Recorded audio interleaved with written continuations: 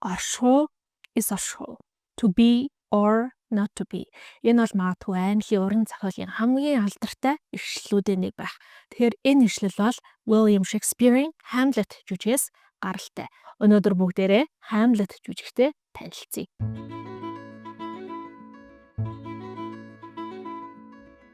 За жүжигийнхаа үйл явдал руу орохоос өмнө нэгэн зүйлийг бас тайлбарлаж хэлэх ёстой байх. Англи хэл дээр Шекспир өөрөө бичгтээ Hamlet гэдэг нэрийг өгсөн байдаг. За энийг нь орсууд орчуулахдаа Gamlet болгож орчуулсан. Эннээсээ бол яг Монголд байгаа жүжигийн зохиол нь яг Gamlet гэдэг нэрээрээ гарсан юм билээ. Гэхдээ бид нар бүгдээрээ мэдж байгаа тийм орсууд Harry Potter-ыг Гарри Поттер гэж орчуулдаг. Гэхдээ бид нар хинч өнөөдөр Гарри Поттер гэж Монголд ярьдаггүй. За тийм болохоор мөн би өөрөө энэ жүжигийг англи хэлээр уншсан болохоор бүх нэрүүдийг нь яг англиар уншсан чигээрээ ярина. Тэгэхээр Hamlet бол Hamlet, Horatio, Claudius гэх мэтчлэн нэрээр ярина. За ингээд шууд жүжигийнхаа үйл явдал руу орцгоо. За жүжиг маань яг бүтэн нэр нь The Tragedy of Hamlet, Prince of Denmark буюу Данийн хүнтайж Hamlet-ийн трагеди гэдэг нэртэй ийм жүжиг юм байлээ. За тэгэхээр жүжигийн үйл явдал маань Дайн улсад өрнөдөг байна. Дайн улсын хааны гэр бүлийн амьдардаг Elsinore гэдэг цайз байгаа. Энэ цайзад нэгэн хүйтэн шөнө Horatio тэргүүтээ Дайнын цэргүүд харуул манаанд зогсож байна. За энэ цэргүүдийн хооронд нэгэн маш сонирхолтой яриа өрнөнө. Тэр нь юу юм бэ гэхээр сүүлийн 2-3 өдөр дараалаад энэ харуул манаанд гарч байгаа цэргүүдэд шөнийн 12-оос 1 цагийн хооронд хий үзэгдэл сүнс харагдаад байгаа гинэ. За бүр сонирхолтой нь тэр сүнс нь болохоор саяхан сар гарихны өмнө нас барсан хөгшин хаан Hamlet-ийн сүнс юм байна. Нэрэн дээр дахиад нэг зүйл нэмжлэхэд Hamlet бол яг манай жүжигийн гол дүр хүнтэйж Hamlet-ийн аав нь бас Old King хөгшин хаан Hamlet бас Hamlet гэдэг нэртэй байгаа шүү. Хий үзэгдэл харж байгаа үйл явдлаас болоод зэргүүдэд мэдээж айдас үүсэн штэ тий. За энэ Horatio болохоор Hamlet-тэй хамт Wittenberg-ийн их сургуульд Англид сурж исэн ийм найз нь байгаа байхгүй юу? За Hamlet болохоор Англид Wittenberg-ийн сургуульд сурж агаад аавынхаа оршуулгын ёслолтод ороход буцаад Дайндаа ирсэн байдаг. За тэгвэл найз нь юу гэж хэлдэг вэ гэхээр хэдүүлээ ер нь яаж иж агаад энэ сүнсний талаар Hamlet-д өөрт нь заавал хэлэх хэрэгтэй гэж шийднэ. За ингээд сцен солигдлоо жүжиг учраас те. За энэ хүмүүсийг харуул манаанд гарч яхад хааны ордны ёслолын танхимд хэм үү баяр хөөрийн байдалтай байдаг. Хааны дүү Claudius за хааны эхнэр байсан Gertrude хоёр хоорондоо хуримлж байгаа, гэрэлж байгаа. За тэгэхээр хөгшин хаан Hamlet могонд хатгуулад нас барсны дараа дүү Claudius нь хаан ширээн цууцсан юм байна. За энэ хаан ширээг яг улан баталгаажуулахын тулд хааны бэлгэсэн эхнэртэй суучж байгаа байхгүй юу? Уул нь бол ном ёсороо хаан ширээчин Hamlet-д ирэх ёстой шүү дээ. За тэгэнгүүт Claudius ингээд дундаас нь жоохон хуйл босоо авчиж байгаа юм.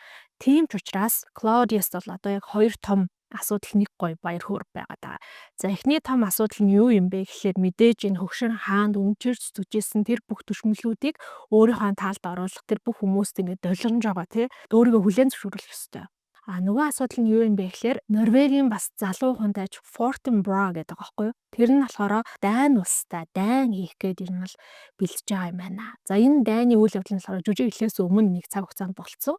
Хөгшин хаан Hamlet Норвегийн газар нутгаас булааж аваад дайн хийгээд Норвегийн хааныг нь алчсан. За тэнгуү тэр хааны хүүхэд Fortinbras гэдэг залуу хүн тайж бол өсөж төрнөж эргийн цээнд хүрээд эсгийнхаа өшөөг авах гэдэг дайн руу дайрах гэдэг. За энэ асуудлыг яах вэ гэж Claudius бодож байгаа юм. Ийм хоёр асуудал байгаа. За нэг жаргалтай зүйл нь бол Gertrude-тэй гэрэлсэндээ айгүйх аз жаргалтай баяртай байгаа. Тэгээ надаа яг энэ жүжиг уншиж байхад яг энэ Gertrude-тэй гэрэлж байгаа нь айгүй сонирхолтой санагдсан л да. Яг байр сууриа баталгаажуулах гээд Gertrude-тэй гэрэлж байгаа юм магадгүй. Гэхдээ нөгөө талаас уулнал хаан тулсынхаа ямар ч залуу сайхан хөөрхөн эмэгтэйтэй гэрэлж болно шүү дээ. Тэнгүүд яа очиж өмнөх хааны бэлгэсэн ихнэртэй гэрэлж байгаа юм бол гэдэг бодлоос төрж байгаа байхгүй юу? Нөгөө талаас үнэхээр Gertrude-д хайртай байсан юм болов тий. Тэгэх юм бол бас амар юугүй хаашаа ахыхаа ихнэрт нь ингээд хайрлаад дурлцсан явж исэн юм аашаа. За энэ хүний хувьд бол юм байгаа. За энэ баяр ёслолын танхимд бол бид нар хамгийн анх удаага хүнтайж Hamlet-тэй танилцсанаа. За Hamlet болохоор яг энэ зураг дээр харуулсан шиг хав хар хувц өмссөн. Хэдийгээр өнөөдөр баярт үйл явдал тохиолдож байгаа ч гэсэндээ эцгийнхээ араас гашуудаж дуусаагүй байгаа. Гаднаач тэр дотрооч тэр Hamlet бол бүр ой гашуудаа автсан нь маш их. За тэгээд дотроо бол Hamlet тэгж боддог. Хайрт эцэг минь ингээ байхгүй болчлоо. Тэр тусмаа бүр могоон татгуулаа байхгүй болсон гэдэг нь ямар сонирхолтой, ямар итгэмээргүй зүйл вэ? Түүн дээр нэмээд их минь миний аваг ахтай гэрэлчглээ. Ямар гээч юм цус ойрцсон incestual тэг ийм харилцаа болоод байна вэ?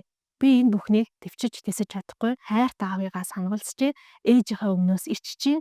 Тэгэд энэ боломжийг ашигласан энэ ахыгаа үзэн ядчихин. Хэрвээ болдог бол би үхчихсэн. Бүр яг ингээд жүжигэн дээрээ хэлж байгаа үг нь болохоор миний бие, миний энэ мах бод хайлчдагч болоосаа, хайлаад алга болчдогч болоосаа гэж байгаа юм. За эндээс ер нь бол яг жүжигийн гол theme гэж ярьдаг те үндсэн санаанд илэрч орж ирж байгаа юм а. Тэр нь Hamlet-ийн ой гашуу цаашдаа яаж амьдрах уу гэдэг бодол.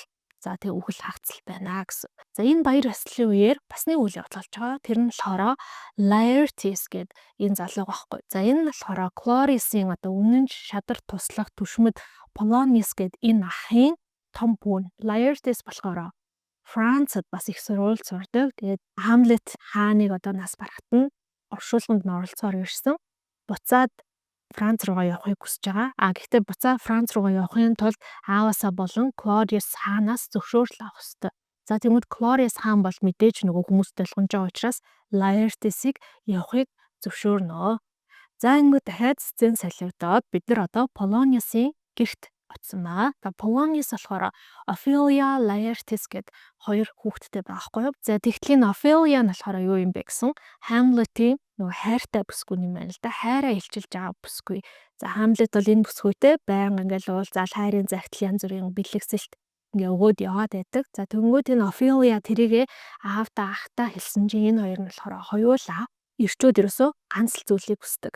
Гэхдээ чи тэр зүйлийг нь гэрэлтээс өмнө өгчих юм бол чиний бүр ямар ч үн цэн юу ч байхгүй болно. Тийм болохоор Hamlet угаасаа ингэ чамайг ашиглах гэж байгаа. Бити Hamlet-д нүүр өг өгсөн бүх тэр бэлэг сэлтийг нь буцаагаад өг. Яг ингэ гэрэлснийхаа дараа л чи яг энэ хүн надад хайртай юм байна гэж итгээд тэр авахыг хүсэж байгаа зүйлийг нь өгж болно гэж хэлээд за ингээд Laertes маргааш нь Франц руу яваад өгнө. Энэ хооронд Horatio ирээд Hamlet-д хөгшин хаантай их адилхан тэм сүнс харагдаад байгаа тухай хэлэн Hamlet үүнийг сонсоод өөрийн биеэрээ тэр сүнсийг очиж харахаар шийднэ. Дараагийн шөнө нь яг шөнө дундаас нэг цагийн хооронд Hamlet Horatio болон бусад харуул хамгаалтын цэргүүдтэй хамт нөгөө сүнс үзэгдсэн газар очиж зогсож байдаг. Ингээд үнэхээр шөнө дунд өнгөрмөгц хааны сүнс харагдана. За тэр сүнс бол Hamlet руу наашир гэдэг өгч байгаа юм. Hamlet сүнсийг дагаад явна. Хоёулаа хүн хөлгөө юм газар очиж байгаа байхгүй юу? За тэгтэл сүнс Hamlet тэтэлдэг. Чи эцгийнхаа өшөөг авах ёстой. Би үнэхээр могоон татуулаад нас барсан юм биш. Харин намайг цэцэрлэгт унтжахад Claudius ирээд миний чих рүү хор хийсэн. Тэрнээс болоод би үхсэн. Тийм болохоор чи миний өшөөг ав гэв. За энэ дээр бас нэг сонин яригддаг зүйл нь болохоор яагаад хааны сүнс үзэгдээд байгаа юм бэ гэдгийг Hamlet гайхаж асуудаг. Дотрооч гэсэн боддог. Тэгэнгүүт эдгэрчин бүгдээрээ нөгөө Христтэй шашинтай протестант гэдэг шашинтай хүмүүс байгаа шүү дээ. Тэгвэл хүн нас барахаар сүнс нь нэг бол тамд нэг бол деважн руу явдаг. Сүнс гэдэг чинь мөнх амьдралтай, мөнх настай зүйл гэж үздэг юм байна л да. Тэгвэл Hamlet бас энэ сүнсэнд ирэлцэж байгаа юм. Миний эцэг болон тийм деважн руу л явах хэрэгтэй хүн байсан. Яагаад сүнс нь ингээд ирээд байгаа юм болоо гэнгээ асуусан чинь зарим нэг сүнсүүд болохоор нэг баг зэргийн гин буруу хийсэн байх юм бол тэр гин буруугаа нэг газар идлээд тэр зовлон шаналлаа идлээд тэрнийхаа дараа деважн руу явт юм байна л да. Тэгэнгүүт энэ хаан болохоор яг тийм юунд байна гэж байгаа байхгүй юу? Тийм газараа байгаа. Тийм учраас буцаад дэлхий дээр ирээд хүүдээ харагдчих болж байгаа гэж ярьж байгаа нь бас аюу сонирхолтой. За ингээ хөгшин хаан бол нэгэнтэй хэлэх зүйлээ хэлцүү учраас яваад өгнө. Hamlet буцаж ирээд Horatio-д хэлдэг. За би энэ уулзлаа. Ямар аимшигтай зүйл болсныг мэдлээ. Чи бол миний итгэлт найз, тийм болохоор би чамд энийг хэлчихье. Би өнөөдрөөс эхлээд галзуурсан хүний дүр тоглоно. Тэгжээж би яг эцгийг минь хийн алсан бэ? Эсвэл байгалийн жамаараа өгсөн юм уу гэдгийг нь олж мэднэ. Өшөөг авах болно. Тэгэхээр хэрвээ би янз бүрийн үйлдэл гаргах юм бол чи бити санаа зовоорой гэж хэлдэг. Polonius гэртээ байжсэн чинь Ophelia уйлж майлал ороод ир. За юу болсон бэ гэсэн чинь Hamlet галзуурчиж. Hamlet над дээр ирсэн, хувц сунраа дутуу өмсчихсэн. Хамгийн юм нь зүсэн зүйлийн задгаа дээрээс нь нэмээд учир нь үл ойлгох зүйл яриад байсан. Одоо яана гэд ирсэн чинь Polonius ингэж бодож байгаа байхгүй. Энэ Hamlet үнэхээр миний охинд хайртай юм байна. Тийм болохоор Hamlet галзуурсан юм байна гэж бодоод за тэгмүүд энэ сайхан мэдээ гэх юм уу? Clarius хаанд хэлэхээр очноо. Энэ үед болохоор Clarius хаан аль хэдийнэ Hamlet-ийн хоёр найзыг дуудсан. Rosencrantz, Guildenstern баггүй урт нэртэй. За энэ зурган дээр нь харж ивэл нөгөө манай Harry Potter байгаа. Театрын жүжигт нь Harry Potter-ын найзуудын дүр тоглож байсан юм шиг байлаа. Надаас гоё хөөрхөн санагдсан. Энэ хоёрыг дуудсан уулзч идэг. Hamlet-д яг юу болоод байна вэ? Тэрийг хоёр олж мэдээх гэд. Энэ хоёр нь болохоор мэдээж хаанда талцсаад байгаа байхгүй юу? Тийм учраас за тэгээ бид хоёр өстө Hamlet-д мэдэгдэхгүйгээр Hamlet-ийн юу болоод байгааг олж мэдээд амлаа байж байдаг. За тэгмүүд Polonius ирээд Clarius хэлнэ. Hamlet хайраасаа болоо галзуурчлаа. Hamlet миний охинд хайртай болцсон. Тэгээ миний охин нүүр өгөхгүйсэн чинь Hamlet галзуурчлаа гэд хэлдэг. Энэ мөчөд гаднаас илч мессенжерүүд орж ирнэ. За хаанд ихтгэл өргөнөө. Тэр нь юу юм бэ гэсэн. Нөгөө Норвегийн хунтайж Fortinbras дайн руу дайрахаар болсон. Оронд нь Польш руу дайрахаар болсон. За ингэж Польш руу дайрахтаа заавал дайны газар нутгаар ингээд хөндлөн гуйлт явах хэрэгтэй юм байна л та. Хэрвээ энэ хөндлөн гуйлт гарах зэрэгүүдтэйг гарах зөвшөөрлийг нь өгчих юм бол дайн руу дайрахгүй гэж хэлдэг. За яг ингээд Clarius-ийн бас нэг асуудал шийдэгдчихэж байгаа юм тий. За Hamlet-ийн хоёр найз Hamlet дээр очиод уулзсан. Hamlet эхлээд мэдээж найзуудаа хараад маш их баярлаж халуун дулаанаар хүлээж авах боловч яг удалгүй энэ хоёр найз нь Hamlet-ийг тагнаж чагнахаар цаад санааг нь илчлэхээр ирсэн байна гэдгийг ойлгоод урам нь хугарна. За тэгсэн энэ хоёр найз нь болохоор хэлдэг. Бид хоёр Англиас наашаа ирж явах замдаа явуулын хэрмэл гэж ярьдаг. Хэрмэл театрын жүжигчдтэй таарсан. Тэгээд тэр жүжигчдэр чамд зориулаад ингэ жүжиг мүжиг тоглуулъя. Тэгэхээр чиний сэтгэл санаа бас өөрөөхөө хаа гэж хэлдэг. За тэгмүүд Hamlet тэр театрын жүжигчдтэй уулзаад Priam хааны нас барсан түүх гэдэг юм жүжигийн хэсгийг жүжигчдэр тоглуулдаг байхгүй юу? Тэгмүүд тэр жүжигчдийн жүжигээ тоглож байгаа нь Hamlet-д бүр их таалагдаад тэгмүүд Hamlet-д нэг санаа орж ирнэ. Тэр нь юу юм бэ гэхээр энэ жүжигчдэр ерөөсөө хааны ортон даяар хүн бүхэнд зориулаад жүжиг тоглуулъя. За тэр нь болохоор Murder of Gonzaga буюу Гонзагагийн аллаг гэдэг нэртэй жүжиг байна. Энэ жүжигт Hamlet өөрөө нэг хэсгийг бичиж оруулна. Тэр өөрөө бичиж оруулж байгаа хэсэг нь болохоор Clarius яаж хөгшин хаан Hamlet-ийг алсан тухай яг тэрнтэй ижилхэн сцен байна. Тэр үзэгдлийг, тэр сценийг үзээд Hamlet Clarius-ийн ерөөсөө юуг нь реакц нь гэхдээ ямар хариу урал үзүүлэхийг нь харнаа. Маш сайн анзаарна. Хэрвээ Clarius ямар нэгэн байдлаар гин буруутай бол хэрвээ тэр сүнсээ үннийг хэлсэн л бол Clarius тэр жүжигт маш хүчтэй реакц үзүүлэх нь ойлгомжтой гэж шийдээд за ингээд энэ жүжигийг тоглуулахаар бол. Нөгөө талаас Hamlet-ийн хувьд бол найзуудыгаа өөрөөс нь урвсан гэдгийг мэдээд сэтгэл санаа нь маш хүнд байгаа. За тэгээд энэ дээр бас яг Hamlet-ийн нэг юм алдартай монолог гэх юм уу? Жүжиг учраас тайзан дээрх бүх жүжигчид буугаад өөрийнхөө дотоод бодлыг хэлдэг тийм хэсэг байдаг шүү дээ, тий. За тэрнээр болохоор Hamlet what a piece of work a man is гэдэг нэг юм алдартай бас өөрийнхөө бодлыг хэлсэн юм мөртүүдийг хэлдэг юм байна л та. За тэрнээр болохоор хүн гэдэг уул нь бол ямар юм мундаг ухаалаг сэтгэн бодох чадвартай дүр төрхөн ч гэсэндээ яг л цахиусан тэнгэрүүд шиг гэдэг байгаа байхгүй юу? Энэ бол нөө шашны ойлголт шүү дээ, тий. Христийн шашинд бурхан ч хүн дүртэй байдаг, тий. Ийм мундаг хэрнээ ямар сонин ийм хоосон пост тортох шиг байт юм бэ? Уул нь бол ийм мундаг хүн гэдэг ийм мундаг сайхан сэтгэлтэй сэтгэн бодох чадвартай амьтан боловч би хүн гэдэг энэ зүйлээс үнэхээр залхаж байна, ядарч байна гэдэг. Гэтэл энэ үед Polonius болохоор охиндоо хэлээд чи юусоо Hamlet-ийн чамд өгсөн тэр бэлээсэл захиа бүгднийг аваачаад Hamlet-д буцаагаад өг гэдэг байхгүй юу? Ophelia аавынхаа үгэнд ороод уул нь бол миний ойлгосноор өөрөө ч гэсэн Hamlet-д сэтгэлтэй юм шиг байгаа юм л та.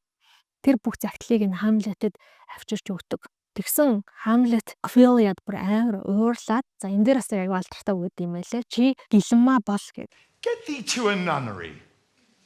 Бүр ингэ загнаад уурлаад Ophelia-г хөөгөө явуулчихна. Гэтэл яг энэ хоёрын хэрүүл маргааны гэх юм уу те Polonius, Clarius хоёр ойролцоо бүхшигний ард нуугдсан харж идэг. Бүр албаар Hamlet-ийг яах нь гэдгийг харахын тулд Ophelia-г явуулсан байгаа байхгүй юу. Гэтэл Hamlet бүр Ophelia чин сэтгэлээсээ уурлаад хөөгөөд ингээд загнаад явуусныг нь сонсоод Claudius бол Hamlet Ophelia-гаас болж галзуураагүй юм байна гэдгийг ойлгоо. За яг л энэ үйл явдлуудын гол цөмд нь Hamlet маань to be or not to be оршуу эс оршуу гэдэг тэр эргцүүллээ одоо үзэгчдтэй хуваалцдаг. За оршуу эс оршуу гэдэг бол шууд утгаараа би үхэх үү эсвэл амьдрах уу гэдэг ийм сонголт Hamlet-д тулцсан байгаа юм байна. Ер нь бол сэтгэл санаагаар унаад уу гашуудаа автаад үхэхийг маш их хүсэж байгаа. Тэгээд ч дотроо бодно. Хүн гэдэг амьтан яад амьдраад идэм бэ? Хизээч таамаглашгүй маш олон зовлон, бэрхшээл, шаналлыг хүн өөрөө ирэхгүй төвчж туулах болдог. Тэр бүх зовлон шанал хүн дээр хизээч хэлж ирэхгүй, хизээч хүн зовлон шаналлаа сонгож чадахгүй. Тэд нар бүгдээрээ хийсээ бэрн болтоороо болно. Гэтэл хүн тэрийг төвчээл амьдраал байдаг. Тэгэхээр to be буюу орших ямар хэрэг байна вэ? Хүн яагаад оршоод байна вэ? Гингүүтээ нөгөө талаасаа not to be эс оршихуу хариулт гарч ирж байгаа юм. Хүн яагаад амьдраад байдгийм бэ гэхээр үхсний дараа юу болдог вэ? Тэрийг мэдгүй учраас үхэл гэдэг магадгүй зүүд шиг харагддаг. Гэхдээ тэр зүүдэнд юу үзэгдхийг мэдгүй учраас хүн амьдраад идэх юм байна. Мэдээж яг энэ дүрийн хэлж байгаа үгээр дамжуулаад Шекспир ч гэсэндээ өөрийнхөө үзэл бодлыг бидэртэй хуваалцаж байгаа байх гэж бодож байна. Энэ жүжигийн угаасаа яг гол үндсэн зүм санаа нь энэ mortality тий үхэл ба амьдрал гэдэг зүйл юм байлээ. За энэ үзэгдлийн дараа бол нөгөө Hamlet-ийн жүжигийн үзүүлбэр эхлэн Hamlet бол мэдээж энэ бүх хүмүүсийг бүгдийг нь урьдчилсан нөгөө хэрмэл жүжигчдэр Гонзагогийн аллах гэдэг жүжигийг тоглуулж байгаа. Hamlet Horatio найзтай хэлсэн байдаг. Би ер нь бол яг энэ жүжигээр дамжуулаад Claudius хааныг илчлэх санаатай байгаа. Тийм учраас чи хааны одоо өв үйлдэл бүх зүйлийг нь нарийн сайн ажиглаараа би ч гэсэн өөрөө ажиллаж явах болно гэд. За ингээд жүжиг эхэллээ. Үйл явдлууд өрнөжснөө яг энэ сүнсний хэлсэн шиг үйл явдал болно. Гол дүрийн одоо жүжигчин унтжээтэл хүн ирээд чихэнд нь хор тусаалаа. Яг энийг харангуудаа Claudius хааны нүүр нь үрчилзээд мушилцаад сонирн болоод шууд жүжиг тоглож исэн танхимаас гараад явчих. За энэ нь бол Hamlet-д энэ хүн яхаа аргагүй гин буруутай байна гэдгийг хөдлөшгүй нотлохоо болно. За ер нь бол Hamlet-ийг галзуурчлаа. Дээрээс нь Claudius ч тэр Polonius ч тэр Ophelia ч тэр бүдүүлэг хандаад байна гэдгийг мэдээж Gertrude бол харж байгаа шүү дээ тий. Ингээд Gertrude Hamlet-ийг жүжигийн дараа чи миний өрөөнд хүрээ дээр ярилцъя гэж дууддаг. Claudius болохоор түрүүлээ гараа явцсан. Hamlet Claudius-ийн араас гараа явж байгаа байхгүй юу? Тэгээ ингээ харсан чинь Claudius нэг өрөөнд ингээ залбираад өвдөглөөд суудсан байдаг. Hamlet яг тэр мөчөд Claudius-ыг одоо жинхнээсээ гин буруутай гэдгийг мэдсэн учраас алмаар санагдаад байгаа штэ. Өмнө нь болохоор хичнээн сүнс хэлсэн ч гэсэндээ яг Claudius-ыг гин буруутай гэдгийг өөрөө баталж чадаагүй учраас өөрөө сайн мэдэхгүй учраас алхаас бас жоохон эмээгээд байсан. Одоо яг алчий гэж бодсон боловч Claudius залбирч идэг. Hamlet тэнгүүд бодож байгаа юм. Залбирч байгаа хүнийг алах юм бол шууд Divagon руу явдаг. Тийм болохоор өөр цаг үед энэ хүн нүгэл үлдэж яхад би энэ хүнийг алах ёстой гэж бодноо.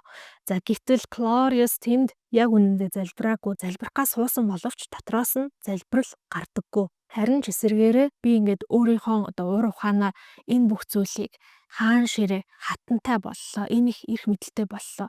Би яаж энийгээ өгөх юм бэ? Би яг ахыгаа алаа буруу зүйл хийсэн ч гэсэндээ надад цаанаас нь гин буруутай мэдрэмж төрөхгүй байна гэж бодож байдаг. За Hamlet болохоор Gertrude ээжийнхаа өрөөнд ээжтэйгээ ярилцгаад очино. Гэтэл ээж нь Polonius-тай яриа тохирлцсон. Polonius ээжийнх нь өрөөнд хөшөөний ард нуугдсан. Энэ хоёрын яриаг сонсоод Hamlet-ийн нэг цаад ингэж галзуураад байгаа. Учир шалтгааныг олох гээд одоо ингэ зогссон байдаг. За орж ирэл Hamlet Gertrude хоёр албаа хэрүүл уруул болно. Hamlet ээж рүүгээ дайрна. Та яаж чадчихна? Аавыг үхээд нэг сарч болоогүй байхад аав гахтаа минь гэрлээд ийм муухай одоо цосон орцсон инцестуal харилцааг үүсгэлээ. Та ичгүй байна уу? Та энэ хань нөхрийнхээ араас гашуудахгүй байна уу? Та бол зүгээр өөрийнхөө яг ийм адгууслаг тэр хүсэл захирагдаад ийм аимшигтай үйлдэл хийхээсээ ичээч гэх мэтчлээ ээж рүү хашгирч эхэлнэ. Hamlet баг ээж рүүгээ нилээн дайраад ээж нь айсандаа болоод одоо харуулыг дуудан тэ хашгирч эхэлнэ. За гэтэл Polonius ч гэсэндээ Gertrude-ийн өмнөөс айгаад хамтдаа ингээ харуулыг дуудаад эхэлж байгаа хгүй. Хүн байна уу? Туслаарай гэж дуудаад эхэлнэ штэ. Тэр мөчид Хамлет Клориус аль хэдийн нэрсэн, өшөөний ард нүгтсэн, бидний яриаг нууцаар чагнаж байгаа юм байна. Одоо тэгвэл миний өшөө авч болох цаг гэж бодоод очиод өшөөний араас сэлмээ гаргаж ирээд хит удаа бүлчин. Гэтэл өшөөний араас Клориус биш, Полониус унаад ирнэ. Энийг хараад Хамлет бүрч их ээжтэй уурлана. Очиж Полониусоор намайг тагнуулж чагнуулах гэлээ. Дээж рүүгээ дахиад дайртал хөгшин хааны сүнс гарч ирээд Хамлет чи ээжтэй ингэж хандаж болохгүй гин. Гэтэл Хамлет зөрүүлээд аавтайгаас муудалцаж эхэлнэ. Би буруу зүйл хэллээ гэж юу гэдэг ч юм уу те. Тэгсэн ээжтэй нь болохоор энэ хөгшин хааны сүнс харагдахгүй байгаа штэ. Тэнгүүд Хамлет сүнстэй яриад бүр яг галзуурсан юм шиг харагдаад ээж нь маш их сандраад ер нь л гүгээ гараа явна. Ингээд ээж нь очиод Клориуст энэ болсон үйл явдлыг хэлж байгаа юм. За тэгсэн Клориус болохоор одоо дахиад хоёр асуудал гараад ирсэн. Тэгээ нэгдүгээр Полониус үхсэн. Полониус үхснийг яаж гэрийнхэнд нь хэлэх вэ? Яаж Laertes хэлэх вэ? Яагаад гэхээр одоо энэ цаг үеийн нийгэмд гэх юм уу та тийм ээ эцгийнхаа өшөөг хүн авна гэдэг нь маш чухал зүйл байсан. Тийм ч учраас Хамлет ч гэсэндээ эцгийнхаа өшөөг авах гээд байгаа. Эцгийнхаа өшөөг хүн авч чадахгүй бол тэгээ эцгийг нь хэн нэгэн алчсан байх юм бол тэр бол ерөөсөө энэ гэр бүлийн хувьд энэ хүний хувьд маш том шившиг бузартай тийм явдал гэсэн үг юм байна. За тэгэнгүүт Полониус үхнэ гингүүт Laertes мэдээж эцгийнхаа өшөөг авах гээд ирэх нь тодорхой. Намааг гэж бодож байдээ. Яагтвэл миний хамгийн ард түмний хүн байсан тий. Нөгөө асуудал нь Хамлет үнэхээр галзуурсан байна. Энэ бол аюултай хүн болцсон юм байна. Намайг ч алгаас буцахгүй байна. Одоо энийг яах вэ гингүүтээ Хамлетийн хоёр найзыг дуудаж авчираад за та хоёр яг одоо Хамлетийг аваад Англи руу яв. Би Английн хаанд зориулаад захиа бичиж чинь ер нь бол Хамлетийг ингээд цөллөгөнд явуулъя гэдэг ийм тушаалыг болгоно. За гэтэл энэ захидал дээрээ Клориус юу гэж бичдэг вэ гэхээр Английн хаанд хунтайж Хамлетийг усан онгоцноос буу мөгц ямар ч өчиг авахгүйгээр шууд тэр дорн цаазал гэсэн захидал байдаг. За ингээд Хамлет бол Англи руу яваад өгч байгаа юм. Хамлетийг байхгүй хооронд Ophelia галзуурчна. Эцгийнхаа үхлээс болоод Ophelia галзуурсныг Gertrude ирээд Клориус хаанд хэлж байгаа байхгүй юу? Хөөхий бүсгүй галзуурчиж янз бүрийн дуу дуулаад хүн амьтанд ингээд цэцэг навч тараагаад яваад байна гэд. За Ophelia ирээд хаан хатга хоёртой уулзсан. Тэр хоёрт янз бүрийн галзуурсан одоо утга учир нь ойлгохдохгүй дуу дуулж өгөөд цэцгүүд өгдөг. За энэ цэцгүүд нь болохоор бас цаана аяг учиртай юм байл л дээ. Гомдлоо илэрхийлж байгаа цэцэг. Тэгээ өөрийнхөө ийм цагаан цайлган стилийг илэрхийлж байгаа цэцэг гих мэтчлэн цэцгүүдийг өгөөд Ophelia яваад өгнө. Мэдээж эцгийнхаа үглийн тухай сонссон Laertes эцгийнхээ өшөөг авахаар ирнэ. Laertes эрэхтэй бүр юм өөрийг нь дэмжсэн хүмүүсийн одоо армийг байгуулсан хэрж байгаа хгүй. Тэр хүмүүс бүгдээрээ Laertes-ийг хаан болгохыг хүсэж байгаа. Laertes шууд Клориус хаантай уулзаал дайраал хэлсэн чинь Клориус хэлдэг. Би танаавыг алаагүй. Танаавыг алсан хүн бол Хамлет. Laertes энд итгэж ядаад байжсэн чинь галзуурсан Ophelia ороод ирнэ. Дүүгийнхаа нөхцөл байдлыг хараад нас барсан аавыгаа бодоод Laertes ерөөсөө л би Хамлетээс тэгвэл өшөөг авнаа гэд нөгөө өөр хэлэндээ болоод энэ хүн улаан галзуурсан гэдэгтэй сохорцсон байгаа хгүй. За яг тэр мөчөөд Клориус хаанд Хамлетээс захиа ирнэ. Хамлет буцаад дайндаа эргээд ирсэн. Хаан хатаа хоёр хамгийн түрүүнд хизээ завтай байна. Тэр завтай боломжтой үед нь уулзах хүсэж байна гэсэн захидлыг Хамлет явуулсан байдаг. За тэгэнгүүт Клориусын төлөвлөгөө бүтлгүй болчихж байгаа шүү дээ. Хамлетыг бол Английн хаанаар алуулах чийдэг, цааслуулах чийдэг. Гэтэл Хамлет 9 минут эргээд дайндаа эргээд ирсэн байдаг. Хамлет дээрээс нь хүмүүс дунд аюу юм нэр хүндтэй хунтайж учраас Клориус бас маш том саад бэрхшээл болоод байгаа хгүй. Тэнгүүд Клориус энэ эмэгтэйчүүдийг явуулаад Laertes-тэй хоёулахнаа үлдээд нэгэн шинэ хувилдааныг бодож олно. За тэр нь юу юм бэ гэхлээр Хамлет ирэхээр мэдээж Laertes эцгийнхаа өшөөг авахыг хүсэн штэ тий. Тэнгүүд Клориус тэр хоёрт сэлмээр дуэлдээд шударгаар нэг талдаа гарахыг зөвлөе. Гэхдээ Laertes-ийн сэлмний үзүүрт маш хүчтэй хор төрөгчээ. Тэр хоронд нэг л хүрсэн бол нэг л гатгуулсан бол угаасаа хэдхэн минутын дотор амь нэрсдэх тийм хүчтэй хор. За түүнээс гадна хэрвээ энэ төлөвлөгөө бүтлгүүдэх юм бол би бүр хажуудаа хортой хундаг дарс бэлтээ тавьчих. Хамлет ямар нэгэн байдлаар чамааг ялчих юм бол би тэр хундаг дарсыг Хамлетэд одоо шагнал болгоод хааны нэрийн өмнөөс уучих гэж хэлээд өгнө. Тэгээд Хамлет угаасаа уугсан даруйда хөх болно. Яаж ч гэсэн би чамд эцсийн зөвшөөг авч өгнө гэж Clarice хэлээд Laertes тэрийг нь зөвшөөрнө. За энэ цаг мөчид Horatio-д загтлэрнэ.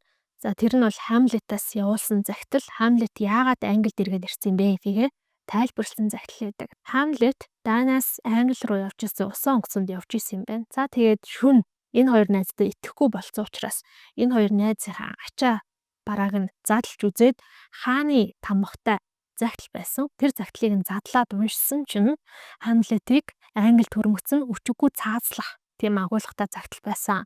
Тэгэнгүүт нь Хамлет тэр загтлыг солиод биччихсэн. Өөрийгөө биш харин хоёр найзыгаа Англид очмогцсон өчиггүй цаазлах захиа болгож бичээд хааны тамгыг яаж дарсан юм бэ гэхээр Данийн юм хааны тамгыг их хувилбар болсон хааны зүүдэг байсан бүүж нь хүүд нь өвлөгдөөд ирсэн тэр бүүжтэй хамт явж байсан юм байна л та. Тийм болохоор тийм тамга мамаг дарахад асуудалгүй байсан. Ямар ч байсан тэр загтлаа солио хийсэн байсан чинь азаарч гэх юм уу эзэрч гэх юм уу далайн дээрэмжтэй хөлөг онгоц эдний явж исэн хөлөг онгоц руу дайрч таараад Хамлет нэг л мэтгэд далайн дээрэмжтэй хөлөг онгоц дээр гарчихсан. Тэр эдийг найрчихсан. Буцаад дайн руугаа 9 минут аюулгүй хөрөөлж чаддаг. За ингээд Horatio бол одоо цайзын гадаа нэг газар уулзъя гэж Хамлет дуудана. Horatio, Хамлет хоёр цайзын гадна одоо жоохон хүний хөлөөс хүний нүднээс зайдуу газар уулзж итэл тэр газар нь хоёр буш ухаад байж байгаа хгүй юу. За тэгээд тэр хоёрын ингээ яриаг нь хальт сонсвоос хэн нэгэн юм сурвалжит гаралтай эмэгтэйг оршуулах гад булшийг ухаж байгаа. Гэхдээ хамгийн гол нь ингэж булш ухах нь зөв ч юм уу буруу ч юм уу яагаад тэгэхээр тэр эмэгтэй амиа орсон гэдэг ийм зүйлийг энэ хоёр булш ухаж ярьж идэг. Тэгэнгүүт тэр нь яасан юм бэхээр нөгөө Ophelia ч эцгийнхээ араас гашуудаад галзуурж явж агаад голын дэргэд юм ургасан модон дээр хараад өвс навч төвж агаад тэр модон дээрээсээ гол руу унсан гинэ. Энэ үе эмэгтэйчүүд бол маш юм хөвсгөр дэргэр хормоотоо даашин зөмсөж байгаа шүү дээ, тий. Тэнгүү тэр даашин зэн эхлээд усын дараа шиг одоо усан дээр маш гоё хөвж ирсэн нь удалгүй тэр даашин зэн хүндрээд Ophelia живээд нас барчихсан юм байна. За энэ бол тэрийг харуулсан юм уусаг алдартай муран зураг байд юм билээ. Гэхдээ хоёр булшин хөгчийн ярианаас л Hamlet Ophelia-г нас барсан гэдгийг нь ойлгохгүй байгаа байхгүй. За ингээд Hamlet Horatio хоёр очоод хоёр булш хөгчтэй ярьдаг. Хэний булшин хөгч байгаа юм бэ гэд тэгвэл сурвалжит нэг эмэгтэй нас барсан гэж хэлж байгаа шүү дээ. Тэгээ булш хөгчд ингээд ухажсэн чинь дахиад тэр яг ухажсэн газраас нь хүний гавлын яс гараад ирж байгаа байхгүй. Өөрөөр хэлбэл өөр хүн нас бараад аль хэдийн оршуулгдсан байсан газрыг л ухаад байна гэсэн үг юм байна л да. Хоёр булш хөгч дөнгөж сая ухаж гаргаж ирсэн гавлын ясаа гаргаж ирээд энэ нөгөө хааны алиалагч байсан Yorick-ийн гавлын яс штэ гэж хэлдэг. За тэгмүүд Хамлет болохоор Yorick-ийг мэддэг байсан. Хамлетийг жоохон хүүхэд байхад Yorick бол хааны алиалагч байсан. Yorick-д хэдэн 10,000 удаа үүрүүлжсэн. Тийм одоо дурсамжтай юм байл та. Тэгээ Хамлет бас дотроо боддог. Энэ бодол нь болохоор надад бас яг энэ жүжигийн философи нэг гол цөмс юм шиг санагдсан. Тэр нь юу юм бэ гэхээр чи хаанч байна уу? Хаарцч байна уу? Алиалагч байна уу? Одоо алтар нэртэй баатарч байна уу? Тэ хинж байсан чи газар дор ороод яг л адилхан. Чиний гавлын яс хэний ч гавлын яснаас ялгагдахгүй. Бид нар бүгдээрээ өтний хоол болно. Тэр өтийг магадгүй хин нэгэн загсч ухаж аваад тэр өт эргээд загсны хоол болно. Гэтэл тэр өтийг залгисан загсыг загсчин бариад тэр нь загсчны хоол болно. Ингээд амьдралын цикл үйлчлэлтэй байна гэж бодож байгаа юм. Яг энэ бодол бол Хамлетэд нэлээд төрдөг. Жишээлбэл Polonius-ыг дөнгөж алсны дараа Clarice хаан Хамлет дээр ирээд чи Polonius-ыг яасан бэ? Цогцыг нь хаашаа тавьсан бэ гэсэн чинь Хамлет Polonius орой хоолнд тавьсан гэдэг байгаа байхгүй. Тэгвэл Clarice гайхаад юу гэсэн юм бэ? Яагаад орой хоолнд явна гэж орой хоолны цаг биш үү штэ гэсэн чинь Хамлет Polonius харин өөрөө хоол идж байгаа юм бишээ. Эсвэргээрээ өтний орой хоол болцсон байгаа гэдэг ч юм уу тий. Иймэрхүү жоохон ёжтойгоор ч гэсэндээ яг энэ санааг бол хит хэд удаа Хамлет гаргаж хэлдэг. За ингээд Yorick-ийн гавлын яс гэдэг чинь юм мэдгүй хүн гэж бас нэрээ хэцүү байгаа хгүй. Одоо жишээ нь би Хавлын нүүдэг цайз намыг орчуулсан тий. Тэр Хавлын нүүдэг цайзан дээр нэг юм хоёр яг хэсэг байдаг хгүй. Нэгэн дээр нь болохоор there is something rotten in the state of Denmark. Буюу Дани улсад ямар нэгэн зүйл ялзарчсан байна гэдэг мөр гардаг. Гэхдээ тэр нь ингээд номынхаа үйл явдалтай нэг тийм холбогдолтой биш зүгээр л Хавлын хэлж байгаа нэг юм үг. Тэгэнгүүт өө хөрхий Йорик гэдэг бас нэг үгийг хаавал юм гавлаас гарчаад хэлдэг байхгүй юу. Тэнгүүд би тэр үед яг юу яриад байгааг нь сайн ойлгохгүйгээр гэхдээ ямар ч байсан өөрийнхөө бодсноор ингээд үг үгээр нь орчуулж байгаа шүү дээ. Махчилж орчуулчихж ярьдаг.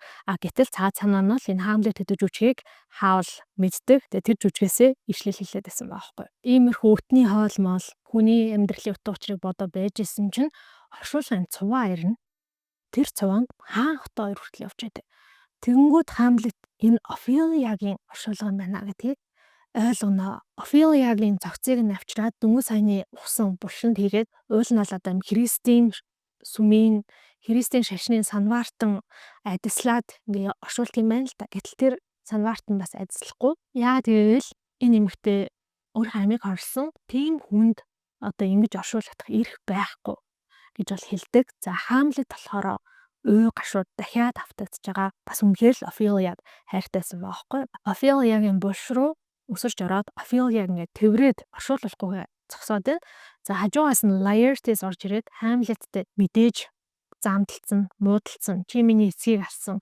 Миний эцэг нас барсан болохоор охин дүү минь галзуураад одоо ингээ нас орчлаа. Чи миний бүх юмыг булааж авсан. Би чиний амь насыг ч одоо авнаа. Би чамаас өшөөг авнаа гэж дайрахад дундуур нь Glorious хаан орж ирээд за хэдүүлээ энийг арай өөрөөр шийдъя гэд нөгөө дуэлээ санал болгоно. За ингээд Hamlet Laertes хоёр дуэлтгэх болно. Бүгдээрээ тэр хааны ордны нөгөө ёслолын танхимд ороод Hamlet Laertes хоёр голдоо зогсоод дуэлдэж эхэлнэ. За эхний 2 раунд дээр бол Hamlet Laertes-ийг илт ялчдаг. Тэгэнгүүт Gertrude хатны сэтгэл нь хөдлөөд би хүүгийн хаан төлөө нэг хундаг өргөмөр байна. Гингүүтээ нөгөө Glorious-ийн бэлдээд тавьсан байсан хортой дарстай хундагыг аваад балгачнаа. Завуулан Glorious хаан хажуунаас нь зөндөө ашгарч байгаа. Gertrude наадхаа битгий өө гэж зөндөө ашгарсан боловч би ууна хаантаа гэж хэлээд уучж байгаа юм аа. За ингэсний дараа дахиад энэ хоёр тулалдаа. За энэ надад бол Laertes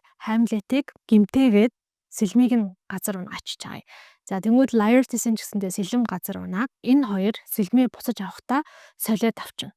Laertes-ийн хортой сэлэм Hamlet-д хүрээд ирнэ гэсэн. За ингээд дахиад нилээ үзэлцээ тэн хинийгээ нилээд шархтуулаад байжсэн чинь гинэд Gertrude хатан босч ирээд амьсгаланд авчдаад би үхэх чинь намайг хордуулчлаа. Энэ уух зүйл бол хортой зүйлээс юм байна гэж хэлээд нас барчна. За тэгэнгүүт Hamlet-ийн угаасаа одоо бүх зүйл нь бүх уур уцаар нь энээс өмнө эцгийнхээ өшөөг авах гээд эргэлзэжсэн бол ямар нэгэн үйл хийж чадахгүйсэн бол тэр бүх зүйл нь дуусаад шууд босч ирээд Glorious угаасаа энэ хордуулцгийг би мэдээд Glorious руу нөгөө Laertes-ийн хортой сэлмийг нь зоогоод дээрээс нэмээд ээжийнх нь ууж дуусгаагүй байсан тэр хортой дарсыг нь аваад Claudius руу амруу хийгээд хүчээр залхуулна. За ингэсэн дараа Glorious хаан ч гэсэндээ нас барна. Гэтэл Hamlet ч тэр Laertes-ийн хортой сэлмэнд нь өртөөд шархтаад би энэ муу байгаа шээ. За Laertes бол би энэ бүр илүү муудсан. Яг үхэхийн даваан дээр Hamlet-ийг дуудаад энэ муухай хуйлдаанд намайг оролцсонд уучлаарай. Чиний буруу биш байсан. Би чамайг өшөөж би чамайг уучлж байна. Чи намайг харин өшөөх үү уучлах уу гэж хэлэхэд Hamlet би чамайг өшөөнө уучлана гэж хэлдэг. За ингэсний дараа Hamlet өөрийнх нь биеийг муудаад үхэх шаханд Horatio найз нь гүйж ирээд Hamlet-ийн толгойг түшиж авна. Ингээд Horatio би эрхэм хунтайж эрхэм анд чамайг дагаад үхнэ гэж хэлэхэд Hamlet эцгийнхээ амьсгалыг ашиглаад Horatio чи үхэж болохгүй. Чи ганцаараа амьд үлдэж байна. Тэгэхээр чи миний энэ түүхийг бүх хүмүүст ярих хэрэгтэй. Тэгж байж хүмүүс намайг нэг муу гулчхаар эцгийнхээ өшөөг авч чадаагүй амтан гэд бодохгүй харин хин гэдгийг маань Жэнэсээ мэднэ гэж хэлдэг. За яг энэ мөчөд дахиад гаднаас илж орж ирээд Норвегийн хунтайж Fortinbras Польшийнхоо тэр газар нутгийг эзлэх ёстой газар нутгийг эзлээд буцаад одоо дайнаад гарч ийна. Манай цайзар ороод гарах нэ гэж хэлдэг. За тэгэнгүүт Hamlet энэ улс орны хаан ширээг Fortinbras өгөө. Fortinbras үлдээсэн гэж гэрээсэлж байгааг минь чи дамжуулаад хэлээрэй.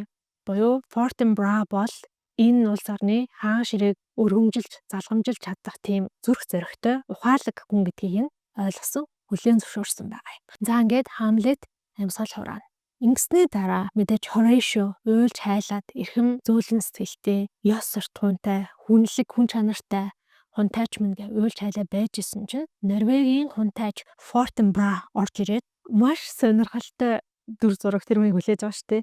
Хааны ордны ёслолын танхим дүүрэн хамгийн одоо хааны ойролцоо нэр төлөө бүхий этгээдүүд хаан хатан өөрсдөө бүгдээрээ өгчихсөн байгаа. Fortinbras орж ирээд "Гүй энэ чи юу болоо" гэхэд мэдээж Horatio бүгднийг ярьж өгөөд энийг сонсоод Fortinbras-ийн сэтгэл нь хөдлөөд Hamlet-ийг хамгийн нэр хүндтэй одоо дайнд хамгийн том гавьяа байгуулсан жанжны хэмжээнд оршуулнаа гэснээр энэ хүү жүжиг маань дуусж байгаа. Энэ жүжигийн талаар би бас ингээд судлаад тэгсэн чинь яг энэ жүжигчин Англид бол бүр маш олон жил одоо анх бичигдсэн тийм 1599 оноос 1602 оны хооронд бичигдсэн гэж үзэж байгаа байхгүй. Тэрнээс хойш одоо хүртэл баг ингээд тасралтгүй тоглогдож байгаа. Ямар сандал юм Harry Potter-ын залуу маань хүртэл Daniel Radcliffe хүртэл тоглолцсон байх вэ тийм. Benedict Cumberbatch гэж жүжигчин байдаг шүү дээ. Тэр болохоор бас Hamlet-ийн дүрийг маш гоё тоглож ирсэнээрээ алдартай юм байлээ. Тэгээ тэрний яг юм тоглолтын нэг хэсгийг YouTube дээр үзчихсэн байхгүй. Тэгээ доор нэг юм комент бичсэн. Тэр комент надад бүр амар таалагдаад